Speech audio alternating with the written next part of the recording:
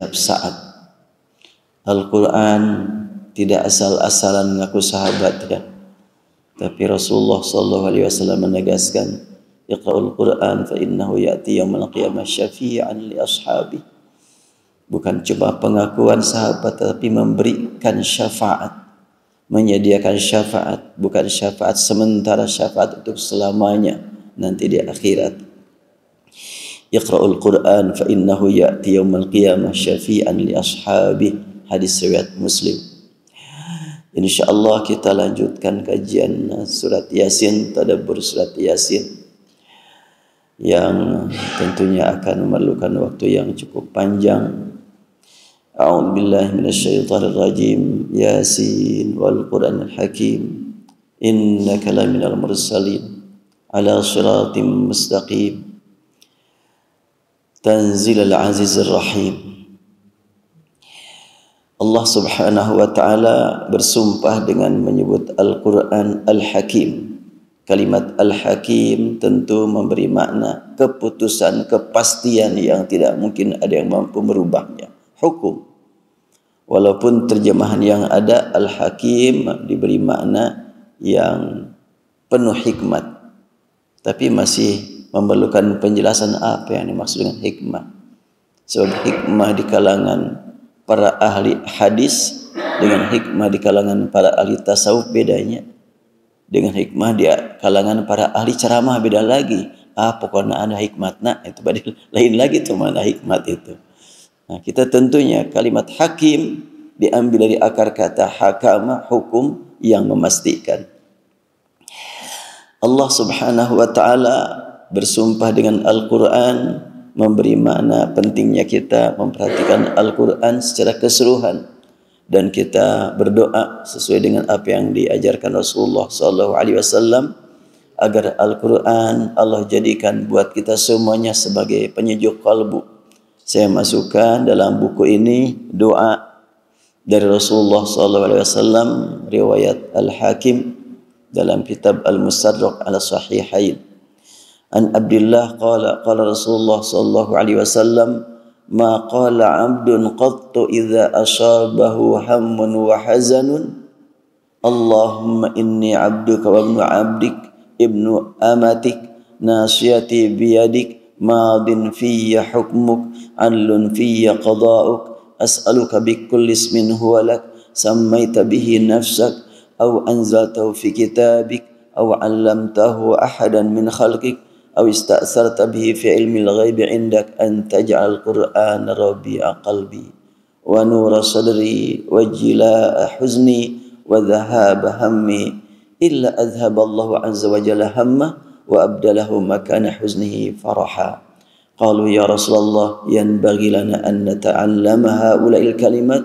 قال أجل ينبغي لمن سمعهن أن يتعلمهن. Tidaklah seorang hamba ketika dilanda kegundahan karena BBM naik atau kesedihan karena BBM naik, gaji itu naik-naik gitunya.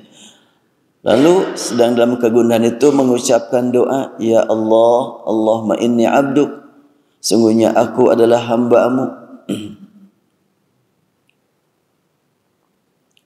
Ini, ya Allah, sungguh aku adalah hamba-Mu, anak dari hamba-Mu, anak dari hamba perempuan-Mu, ubun-ubunku ada di tangan-Mu, ketentuan-Mu berlaku pada diriku, keputusan-Mu adil terhadapku.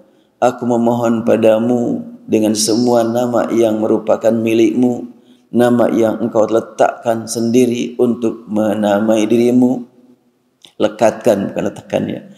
Nama yang Engkau lekatkan sendiri untuk menamai dirimu, atau yang Engkau ajarkan kepada salah seorang dari hamba-Mu, atau yang Engkau turunkan dalam kitab-Mu, atau yang Engkau khususkan untuk dirimu dalam ilmu ghaib di sisi-Mu, agar Engkau menjadikan Al-Quran sebagai penyejuk hatiku, cahaya hatiku, penghilang kesedihan dan pelenyap kegundahan. Orang yang berdoa dengan doa ini akan Allah hilangkan kegundahannya dan Allah gantikan dengan kegembiraan. Tentu semuanya mau sekali. Setiap ada kegundahan langsung disusul dengan kebahagiaan. Ada kesedihan langsung disusul dengan kegembiraan. Oh, luar biasa. Maka para sahabat bertanya, wahai Rasulullah, haruskah kami mempelajari kalimat-kalimat itu? Beliau menjawab, jelas, selayaknya orang yang mendengarnya dan juga agar mempelajarinya. Kalau kita perhatikan kalimat ini, ada yang patut kita ambil pelajaran. Allahumma inni abduka, ini adalah menyadarkan diri hamba-Mu. Yang namanya hamba tentunya harus senantiasa siap mendapat perintah majikan. Itu hubungan dengan sesama manusia. Bagaimana dengan Allah Subhanahu wa ta'ala? Dan kalau seorang hamba dari manusia, tentunya bisa berdusta, bisa berbohong, bisa berpura-pura. Kalau sekiranya majikannya tidak ada, bisa lalai dan tidak diketahui. Hamba di hadapan Allah enggak pernah lepas dari pandangan Allah, pengawasan Allah. Allah melihat selalu. Kemudian ada kalimat nasiyati biyadik, ubun-ubunku di tanganmu, artinya apapun yang engkau kehendaki pasti akan bisa diperlakukan pada diriku, dan aku senantiasa siap kalau memang engkau ridhai. Madin fiyya hukmuk, sejak dahulu sampai saat ini, aku sampai hidup seperti ini semata-mata karena keputusan engkau. Manusia diciptakan oleh Allah dengan sekian banyak ragam tampilan wajah, kulit, budaya, bawaan. Enggak ada yang mempertanyakan kepada Allah, ya Allah, kata orang Afrika umpamanya, kenapa engkau ciptakan aku hitam? Dosa apa sih aku? Enggak ada yang berkata begitu. Nerima semuanya. Ada orang umpamanya tampilannya di bawah standar gitu ya, nggak ada yang bertanya-tanya kepada Allah, aku nggak terima ini ya Allah, kok engkau ciptakan aku seperti ini. Nggak ada yang berkata begitu, terima saja semuanya. Mestinya hukum Allah pada yang lain-lainnya pun harus demikian. Ini wajib, ini haram, ini nggak boleh, ini harus, mestinya diterima sebagaimana yang lain-lain. Nggak ada bedanya di hadapan Allah antara menciptakan pohon kelapa tinggi dengan pohon kacang pendek. Itu kekuasaan Allah semuanya. Demikian juga manusia, tampilan wajah berbeda-beda, beragam-ragam, keputusan Allah. Madin fiyya hukmuk, telah berlalu ketetapan engkau pada diriku. Makanya kalimat wal Qur'anil Hakim, Al-Quran yang keputusannya dari Allah Subhanahu wa ta'ala tidak mungkin dapat dirubah-rubah oleh siapapun. Hanya Allah yang merubahnya. Setelahnya kita mendengar berita, menyaksikan berita viral ya. Seorang ibu sedang membacakan wa ilahukum ilahu wahid, langsung meninggal. Indah sekali itu wafat, ya Allah. Yang mungkin dikatakan oleh orang-orang yang tidak senang, ini mimpin tahlilan. Kok bisa husnul khotimah ya? Jadi kalau orang begitu cepat memponis itu, tahlilan bid'ah, tahlilan dolalah, finnar. Ada orang yang Allah pilih untuk mendapatkan husnul khotimah sedang memimpin tahlilannya. Karena itu urusan keimanan, urusan hubungan qalbu dengan Allah Subhanahu wa ta'ala. Ilmu boleh silahkan saling mengkritik. Bahkan bukan saling mengkritik, sebetulnya kan saling memperbaiki. Tapi urusan keimanan dan kekuasaan Allah Subhanahu wa ta'ala, ketetapannya tidak ada yang mampu merubah-rubah. Maka karena itu saat ini pun kita bisa berlomba dan diperintah untuk berlomba untuk lebih mendekatkan diri kepada Allah Subhanahu wa ta'ala. Siapapun dari kita yang hadir di tempat ini punya peluang untuk menjadi orang yang paling tinggi di hadapan Allah saat ini juga. Bukan karena ilmu, bukan karena usia, bukan karena kedudukan, tapi karena keimanan yang sederajat di hadapan Allah. Iman itu sederajat di hadapan Allah. Apa maksudnya?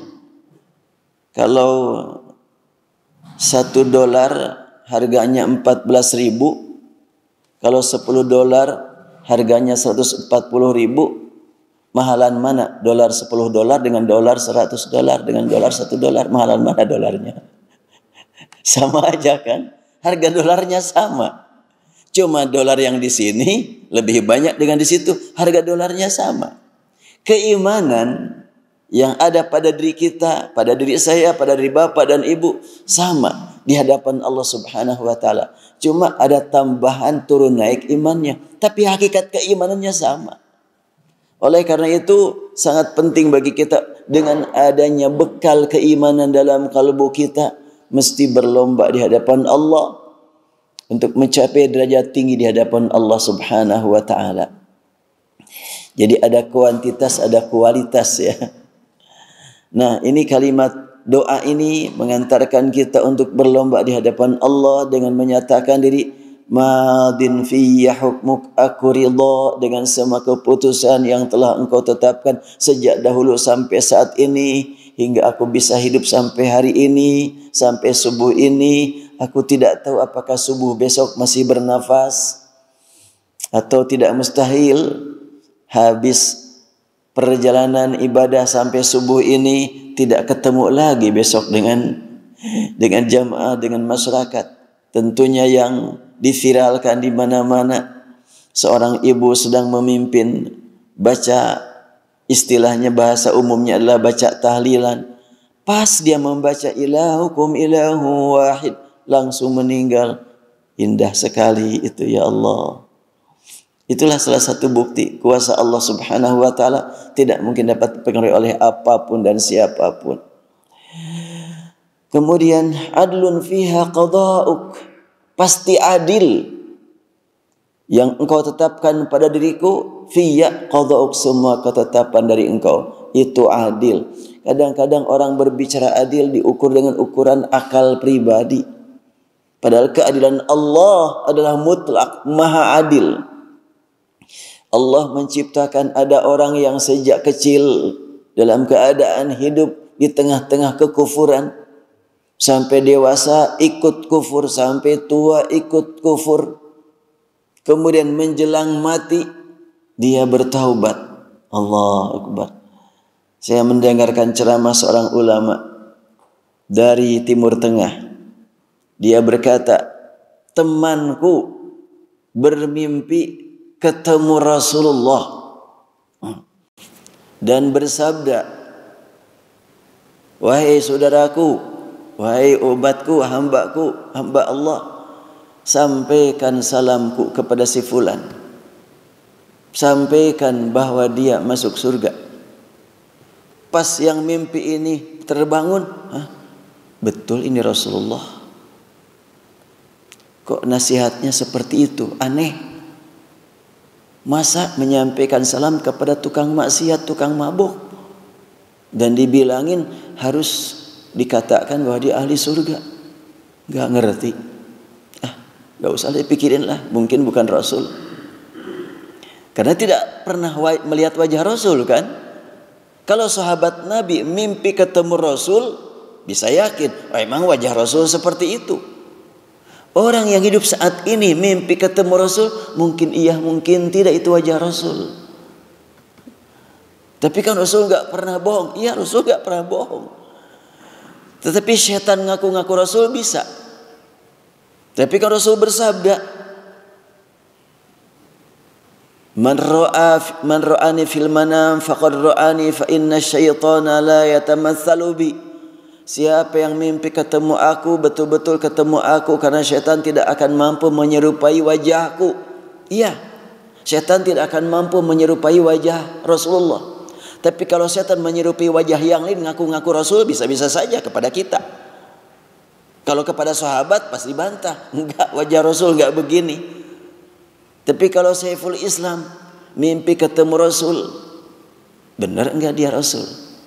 Nah, orang tadi seorang ulama punya teman ulama lagi, dan ulama tersebut cerita mimpi ketemu Rasul. Akhirnya udahlah, gak usah jadi pikiran, mungkin bukan.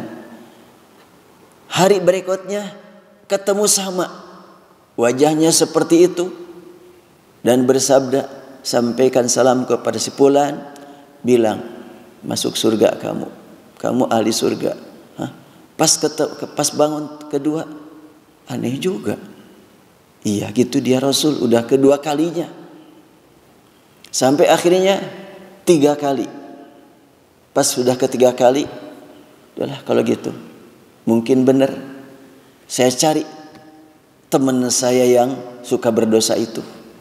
Itu kenalan saya lah gitu. Dulu saya kejar, saya cari di mana dia berada, dicari-cari, ternyata dia sedang mabok. Di tempat mabok. Dicari langsung dia pas sedang mabok langsung saya tarik. Kawan, yuk keluar dulu. Hah? Kamu ngapain datang ke sini? Iya, saya perlu kamu. Mau apa? Yuk kita keluar dulu sebentar aja. Saya minta maaf deh, minta izin keluar dulu. Oke, keluar. Pas dibawa keluar, ada salam dari Rasulullah. Hah? Rasul? Salam pada aku? Iya. Kamu ahli surga? Gak mungkin aku ahli surga. Aku tukang mabok, tukang berdosa. Iya, tapi ini berita dari Rasulullah. Aku mimpi 3 kali. Orang tersebut nangis terus-terusan. Kok orang seperti ini, orang yang suka berdosa setiap hari, dibilang ahli surga? Iya, ini kan amanat saya sampaikan kepada kamu, terserah kamu. Dia nangis terus-terusan. Kalau gitu yuk, kita ke masjid yuk. Iya, ke masjid. Ayo berwudu. Tahu kan wudunya? Sudah tahu. Dulu juga suka wudu. Sudah sekian lama aku tidak sholat. Dia berwudu. Langsung masuk masjid. Sholat berjamaah. Dan dia tidak bisa bangun dalam keadaan sujud. Meninggal sedang sujud. Habis mabuk, wudu, sholat, sujud, tidak bangun-bangun. Allahu Akbar. Adlun fiyya qada'uk. Apakah itu adil? Kok orang yang berdosa sekian lama ternyata diberi nikmat husnul khatimah? Apakah itu adil? Jangan kita ukur keadilan Allah dengan ukuran keadilan kita. Makanya kalimatnya Allah, madin fiyya hukmuk. Berlalu ketetapan Allah, pasti benar. Apa makna adil bagi Allah Subhanahu wa ta'ala? Tidak seperti adil bagi kita. Adilnya Allah disertai rahmat. Adilnya kita tidak mengikuti rahmat. Rahmat Allah tidak pernah lepas dari keadilan. Adil dan rahmat Allah itu satu kesatuan. Makanya wal Qur'anil Hakim. Al-Quran itu turun karena rahmat. Tapi Al-Quran itulah diturunkan dengan membawa keadilan. Ini yang memang sulit untuk dilogikakan oleh kita. Makanya awal surat Yasin dengan mengingatkan Yasin. Kamu ngerti enggak Yasin? Enggak. Percaya enggak? Percaya. Alhamdulillah. Sudah kunci itu ya. Kunci utama bagi kita. Untuk menguatkan keimanan kita. Yasin. Tidak ada yang mengartikan. Tidak ada yang menerjemahkan. Tapi diimani, itulah firman Allah Subhanahu wa ta'ala. Kalau begitu, wal Qur'anil Hakim juga imani. Dan kalimat Al-Hakim, Allah Al-Hakim, itu adalah imani. Wal Qur'anil Hakim, innaka laminal mursalin. Sungguhnya engkau wahai Muhammad termasuk dari golongan mursalin yang diutus. Disampaikan berita ini kepada masyarakat Mekah yang punya sejarah panjang, dikunjungi para rasul, dan mereka punya bukti Mekah itu adalah tempatnya para rasul. Berarti masyarakat Mekah penyembah berhala itu tahu betul siapa yang maksudin para rasul. Tapi kenapa dikatakan kufar, dikatakan musyrikin? Karena mereka tidak mengikuti ajaran Rasul. Walaupun mereka tahu Rasul itulah utusan dari Allah. Dari mana mereka tahu? Ada Ka'bah, ada Zamzam. Itu fakta sejarah. Tidak mungkin dapat mereka bantah. Kalau fakta sejarah namanya harus empiris gitu ya. Bukan kata buku sejarah. Buku sejarah mah bukan fakta, berita. yang mungkin benar mungkin salah. Tapi kalau fakta sejarah, ada piramid, ada Fir'aun, ada Seping, ada Fir'aun, ada Borobudur, ada orang-orang para penyembahnya dahulu. Itu fakta sejarah. Kalau Ka'bah, fakta ada para rasul, para nabi. Makanya masyarakat Arab pun mengagungkan Ka'bah, cuma dengan cara yang berbeda, bukan dengan cara yang diajarkan Allah dan Rasulnya. Sehingga ketika mereka disebut musyrikin, mereka tidak marah. Memang musyrikin, yaitu asyrakna. Mereka berkata begitu. Maka ketika mereka tawaf, labbaik Allahumma labbaik, labbaik la syarika lak labbaik illa syarikun ma malak. Kata mereka begitu tuh. Aku sambut panggilanmu ya Allah, hanya panggilanmu yang pasti aku sambut. Tiada sekutu bagimu kecuali sekutu yang engkau pilih buat kamu sendiri. Jadi mereka mengakui bahwa Allah punya sekutu. Baik, kita lanjutkan doa ini. Adlun fiyya qada'uk as'aluka bikulli ismin huwa lak. Aku mohon padamu dengan menyebut semua nama yang engkau tetapkan untukmu. Samaita bihi nafsak, engkau beri nama dengan nama tersebut untuk dirimu. Au anzaltahu fi kitabik, atau telah engkau turunkan dalam kitabmu. Nah, kita mengenal nama-nama Allah yang ada dalam kitabullah. Kalimat bikulli ismin huwa lak, dengan semua nama yang engkau tetapkan untuk engkau sendiri. Tentunya ada yang kita ketahui, ada yang tidak kita ketahui. Yang kita ketahui berlandaskan ajaran yang disampaikan Al-Quran dan Sunnah. Au 'allamtahu ahadan min khalqik, atau namamu yang engkau ajarkan kepada salah satu dari makhluk ciptaanmu. Berarti tidak semua orang tahu. Siapa yang Allah beritahu? Hanya Allah yang Maha tahu. Dari golongan manusia, jin, malaikat atau makhluk yang lain, hanya Allah yang Maha tahu. Kalau begitu, Al-Asma'ul Husna yang dibaca oleh sekian banyak jamaah majlis ta'lim atau para pemuda, para remaja termasuk anak-anak, jumlahnya 99. Apakah seperti itu? Nama Allah hanya sejumlah itu ataukah ada tambahan yang lainnya? Berlandaskan doa ini, tentunya nama Allah tiada batasannya. Tidak terhitung, tidak terbatas ya. Tapi kan kata Rasul 99. Nya 99 teh banyak.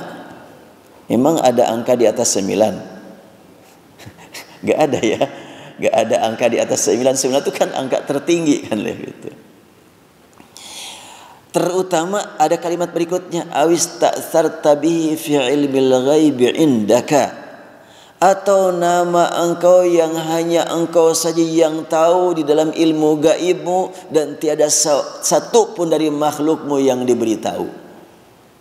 Ini doa Rasul ini. Awis ta'tsarta bihi fi ilmil ghaibi indak.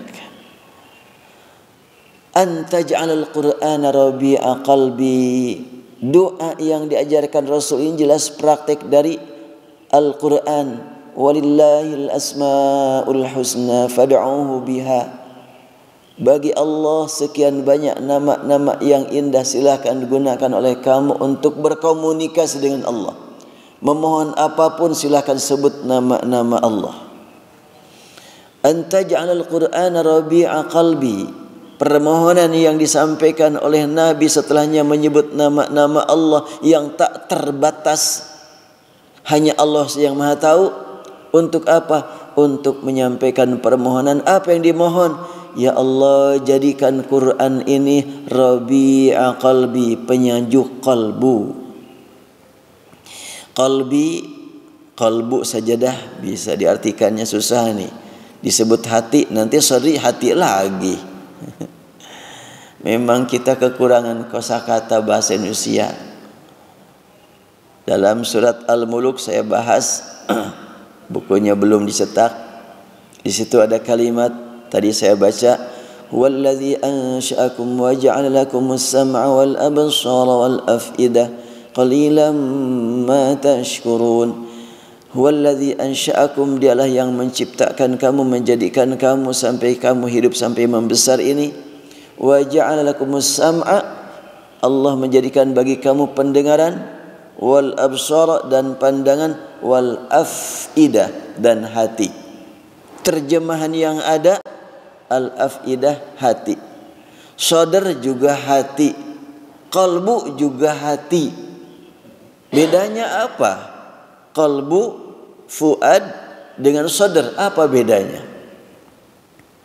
Apabila kita menyaksikan melalui media seseorang tampil adzan, suaranya bagus dalam acara apa, mencari bakat atau talenta apalah gitu. Kemudian juri-jurinya itu kan ya artis biasa, wanita-wanitanya juga tidak berjilbab. Pas mendengarkan azan begitu indah, berlinang air mata. Apa yang membuat dia meneteskan air mata? Hati yang mana? Hati yang qalbu apa hati yang fuad ini? Atau yang lebih jelas lagi, seorang artis belum masuk Islam, kemudian mendengarkan bacaan sholawat peserta, dia nangis gitu. Baca sholawat membuat dia nangis. Dia kan tidak beriman kepada Nabi Muhammad sebagai Rasul, tapi kau bisa nangis. Tersentuh dia. Apa yang tersentuh? Dia belum beriman. Nah, di sini penting untuk kita bedakan mana fuad, mana qalbu. Di beberapa belahan bumi sekarang, banyak para pemuda yang berdakwah dengan membawa handphone. Orang lewat, di stop dulu, bang, minta waktu sebentar, ada apa? Tolong dengarkan ini apa nih? Didengar, tiba-tiba meneteskan air mata. Apa yang didengar? Bacaan Al-Quran. Ketika ditanya, gimana rasanya bang?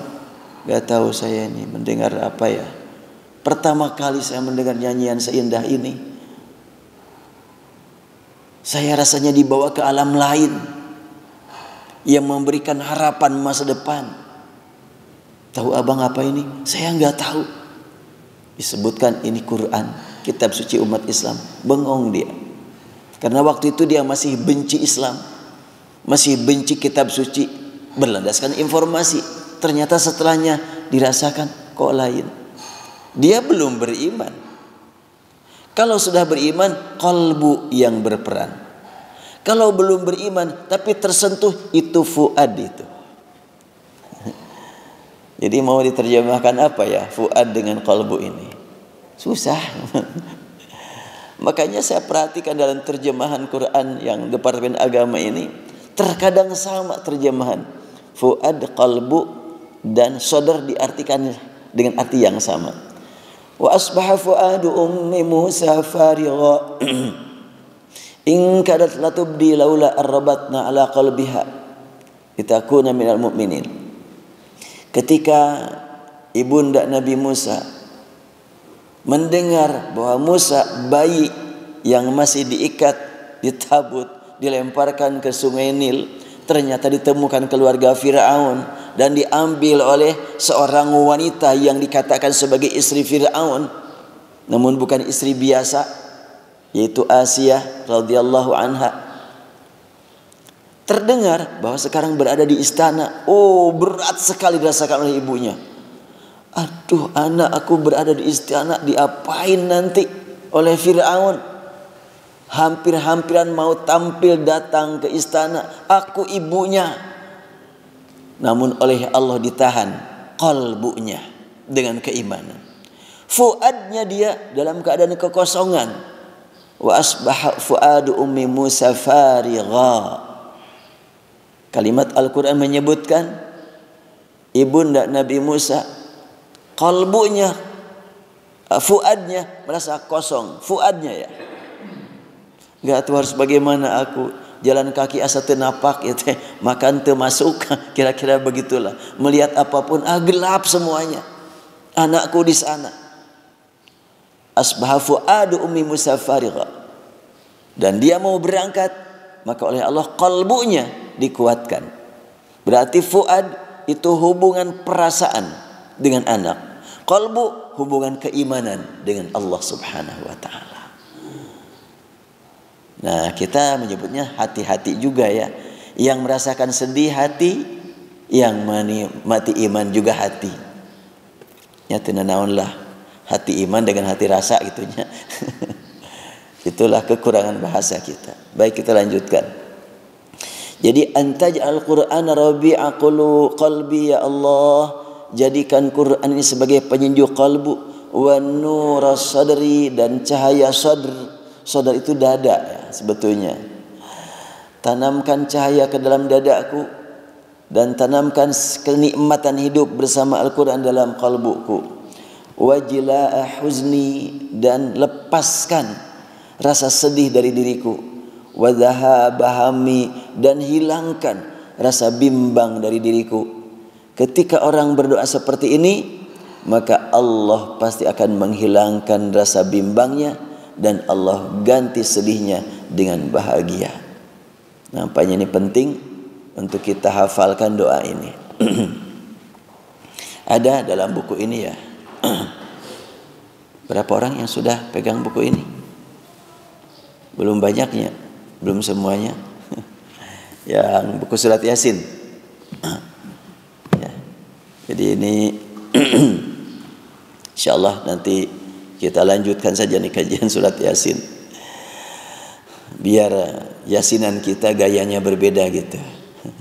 Kalau orang lain yasinannya cuma membaca, bahkan membacanya juga kadang-kadang tidak diperhatikan ilmu tajwidnya, kita baca Yasin ya dengan penjiwaan makna, karena semuanya adalah huruf per huruf dari Allah Subhanahu wa taala yang Rasul sabdakan, man qara harfan min kitabillah falahu bihi hasanah. Siapa yang membaca satu huruf dari kitabullah, Allah catat baginya nilai kebaikan yang dilipat gandakan 10 kali lipat. Maka kalimat para sahabat pun bertanya, ya Rasulullah, ini enak juga nih kalau kita banyak berada, apakah patut kami belajar? Iya, kata Rasulullah, pelajari kalimat ini. Coba Rasul menegaskan, ajal yan bagi liman sami'ahunna an yata'allamahunna. Bagi yang mendengar doa ini, pelajari, bukan cuma hafal coba ya, tapi pelajari kata per kata. Berarti doa itu tidak sebatas dihafal, tapi dijiwai, dipahami, dinikmati.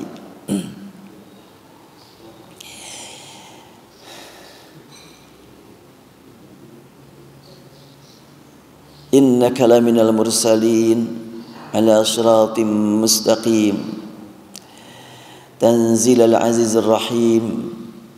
Ya, ini juga perlu saya sampaikan terkait meningkatkan keimanan kita kepada Allah Subhanahu wa taala.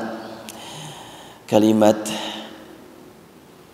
kerasulan Nabi Muhammad, berita kerasulan beliau ini menggunakan susunan kalimat yang sangat kuat yang biasa ditujukan kepada orang yang ingkar, innaka laminal mursalin. Dalam bahasa Arab, kalau ada kalimat inna, itu ditujukan untuk membantah orang yang salah pandang atau yang ingkar. Innaka laminal mursalin. Ada 2 penegasan setelah sumpah. Berarti 3 penegasannya. Sebelum sumpah ada kata peringatan, Yasin. Itu kan membangkitkan semangat itu, Yasin. Oh, ada apa nih? Kira-kira kan gitu. Wal Qur'anil Hakim, sumpah Allah dengan Quran Hakim. Innaka laminal mursalin. Isi sumpahnya, innaka laminal mursalin. Benar-benar engkau wahai Muhammad salah seorang dari yang diutus. Kok kenapa Nabi Muhammad diberitahu tentang kerasulannya pakai kata penegasan? Apakah Rasulullah membantah? Bukan Rasulnya yang membantah, lingkungan di mana Rasul berada. Karena surat Yasin ini kan bukan surat pertama, surat kesekian. Berarti Rasulullah SAW sudah betul-betul menyampaikan ajaran Allah demikian lama. Kok dikatakan innaka laminal mursalin? Ini adalah merupakan bukti bahwa lingkungan di mana Rasul berada masih saja membantah pada bukti-bukti kerasulan beliau begitu banyak. Dan kata Rasul sudah biasa dikenal di kalangan masyarakat Arab. Masyarakat Arab tahu bahwa Rasul itu adalah utusan dari Allah Subhanahu wa taala, dan semua rasul dari dulu sampai akhir pembawa ajaran tauhid.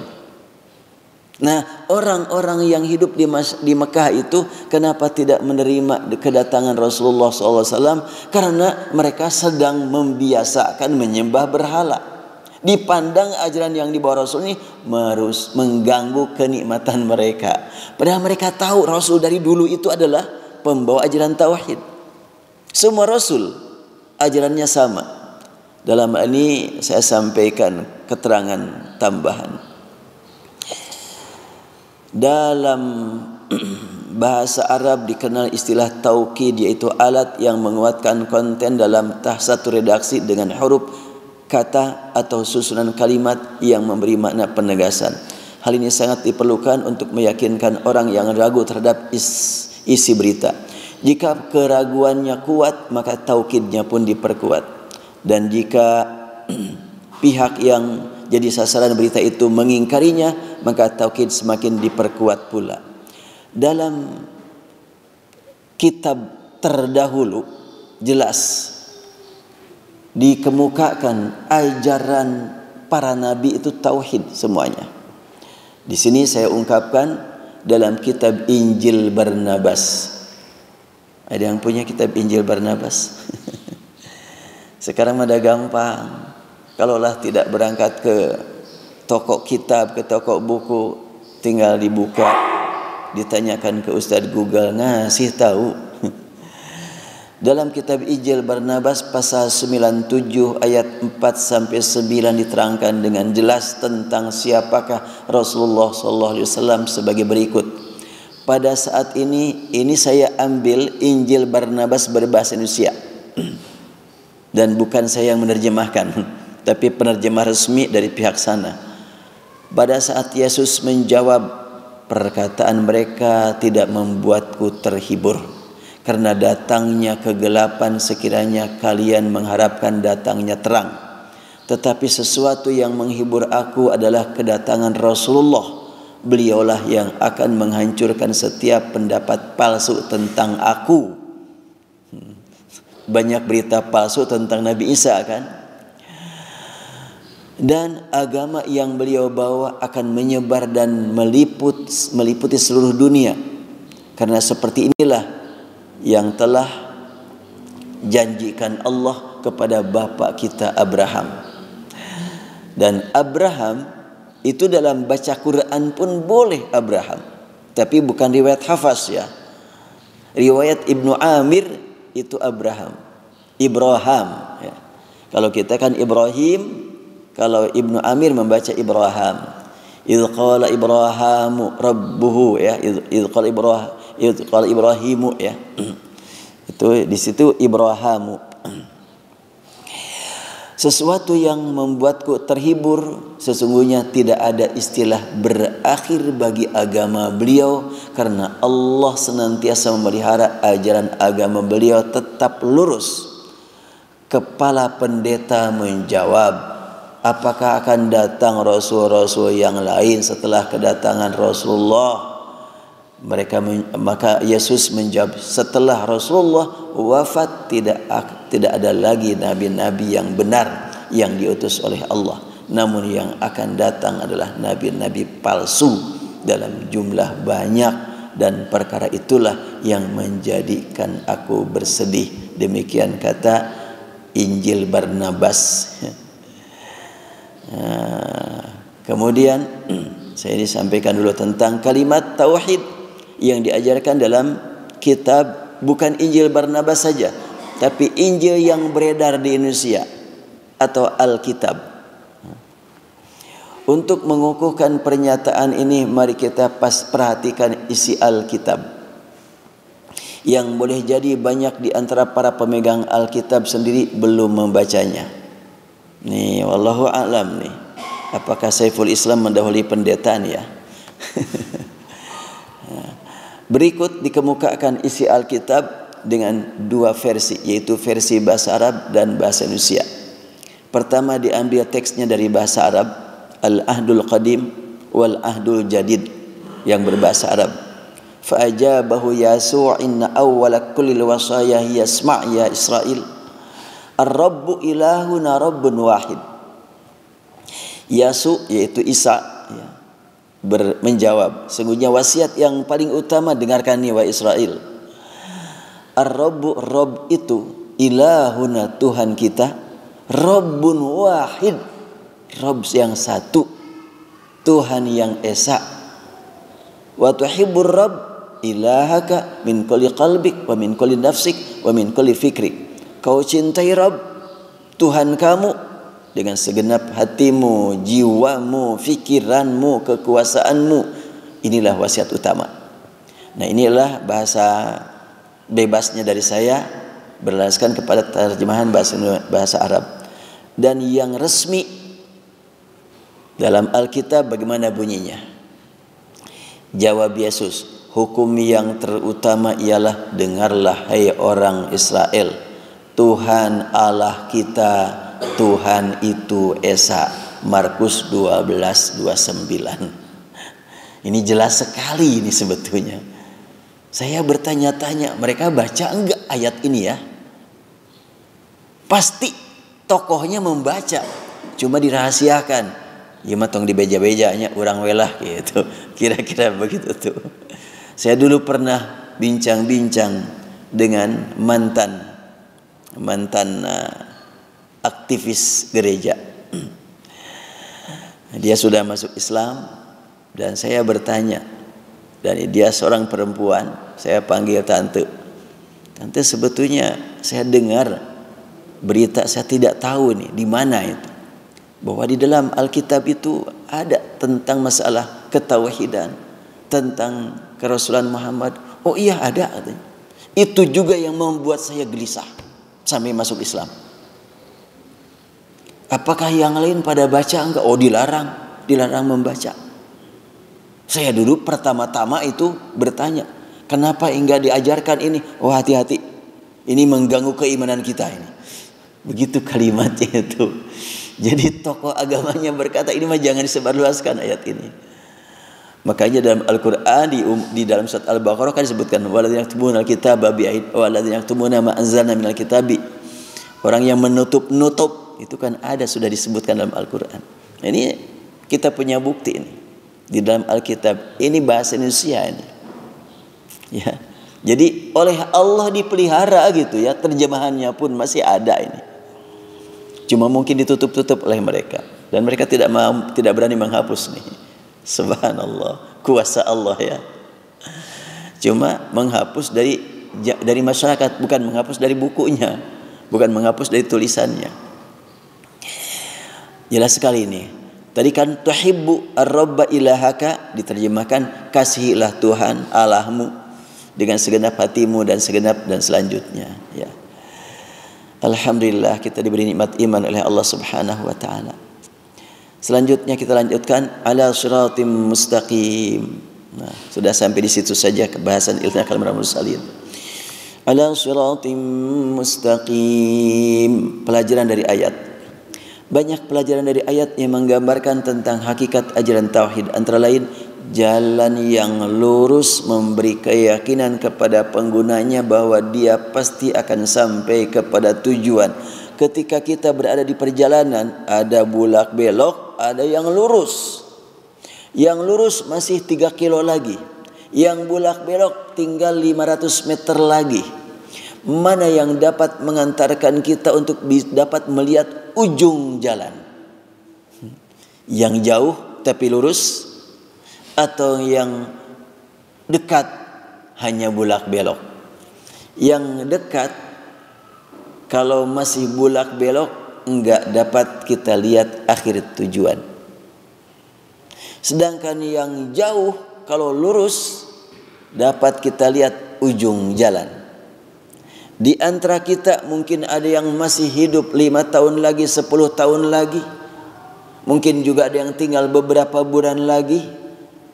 Selama kita berada di jalan yang lurus, tujuan hidup kelihatan terus.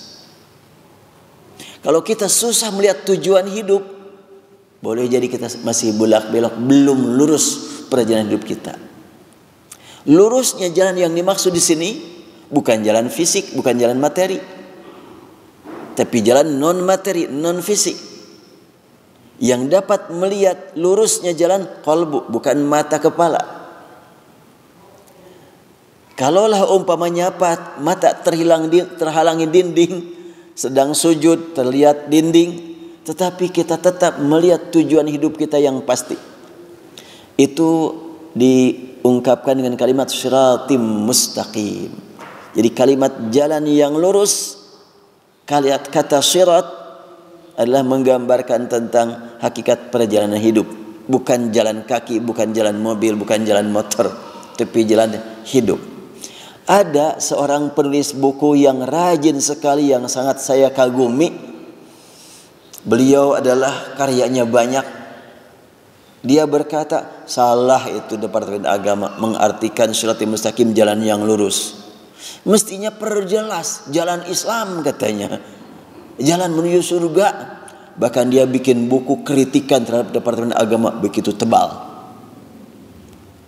Begitu banyak terjemahan yang salah kata dia. Dia usulkan syiratim mustaqim artikan jalan Islam. Justru dengan adanya makna syiratim mustaqim jalan yang lurus, lebih luas maknanya. Sifat-sifat Islam diterangkan. Kalau bicara Islam itu substansi. Kalau as-syiratil mustaqim itulah sifat Islam. Sehingga dengan disebut ihdinas syiratal mustaqim, bimbinglah kami untuk menempuh jalan yang lurus. Oh, kalau lurus aku perjalanan ini, berarti aku selalu melihat tujuan akhir kehidupan. Belum kelihatan juga, aku masih bolak-belok. Ya Allah, bimbinglah aku menempuh jalan yang lurus. Ihdinas syiratal mustaqim. Itu dari satu segi ya, makna lurus. Karena dengan lurusnya jalan, maka tujuan akhir perjalanan selalu terlihat dengan jelas, terlepas dari jarak yang sedang ditempuhnya, apakah sudah dekat ataupun masih jauh.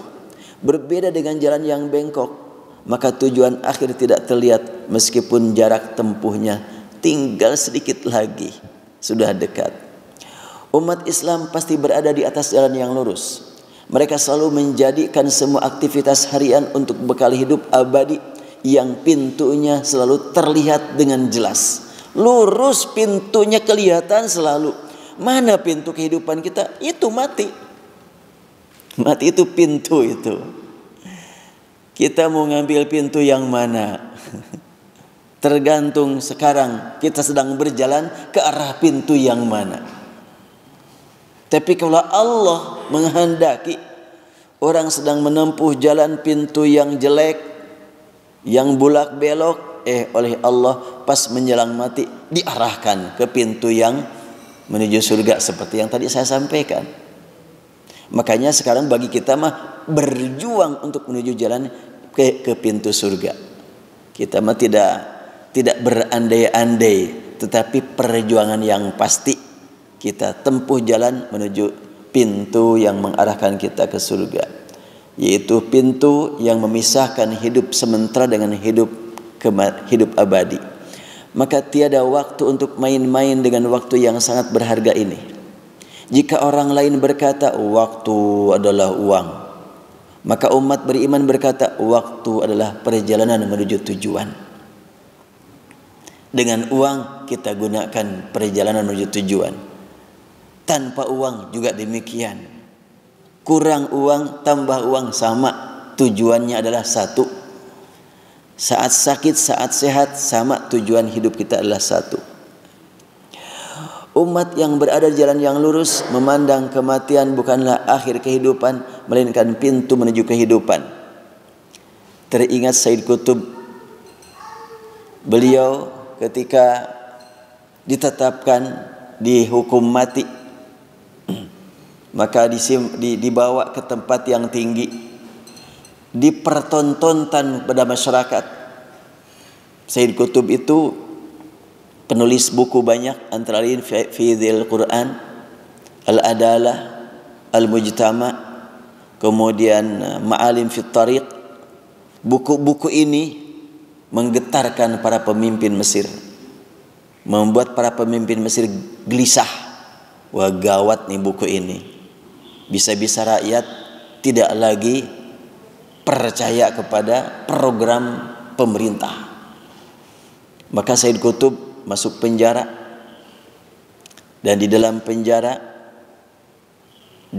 didatangkan kepadanya beberapa orang yang tampil dengan keulamaan.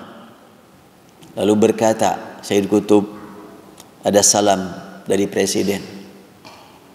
Terus ya, dia mempersilahkan Anda untuk berpikir. Kalau sekiranya Anda ingin panjang usia, panjang umur, segeralah bertaubat. Tapi kalau sekiranya memang tetap berpegang dengan prinsip Anda, sebentar lagi Anda akan dihukum mati. Kata Said Qutb kepada orang yang tampil sebagai ulama, dia berkata, Anda jual syahadat demi sepotong roti, kata dia. Aku korbankan nyawa demi membela akidah. Pergi kamu. Itu ulama dibilangin gitu tuh. Aku itu justru membela akidah, membela tauhid ini, membela harga negara, harga umat, bukan kayak kamu. Kamu pakai aja sorban gede katanya, menjual akidah. Bingung itu, balik lagi. Sampai akhirnya Said Qutb ditetapkan, dijatuhi hukuman mati. Dan sebelum dihukum mati, dieksekusi, adiknya diperalat lagi oleh pemerintah, bernama Fatimah Qutb. Fatimah, sini, sampaikan pada abangmu, apakah engkau pilih mati saat ini atau mau hidup? Sampaikan pada dia, bila masih mau hidup, kami pun memaafkan. Apa pernyataannya? Ya, sebagai adiknya, tentu komunikasi emosional, sangat berharap dia berlanjut hidupnya. Tapi kalau urusan keimanan, tentu sama, adiknya juga adalah seorang mujahidah. Maka datang adiknya mengunjungi tempat di mana Said Qutb sudah diikat, tinggal ditembak. Maka Said Qutb langsung kedatangan adiknya. Bang, saya datang padamu diperintah oleh pemimpin. Mau apa? Ya, dia menawarkan, apakah abang mau mengambil memang keputusan hukuman mati saat ini, atau mau dilepas, dimaafkan? Kamu sendiri bagaimana? Rela enggak aku memilih kehidupan hina,